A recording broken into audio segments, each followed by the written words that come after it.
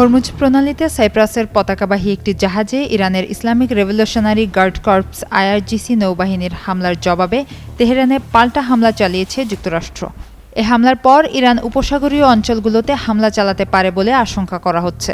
এমন পরিস্থিতিতে বাহরাইন ও কাতারে সতর্কতা জারি করা হয়েছে। সুস্থ জীবন, সুন্দর পৃথিবী। বাহরাইনের স্বরাষ্ট্র মন্ত্রণালয় সাইরেন বাজিয়ে দেশটির বাসিন্দাদের শান্ত থাকার এবং দ্রুত নিকটস্থ নিরাপদ স্থানে আশ্রয় নেওয়ার আহ্বান জানিয়েছে।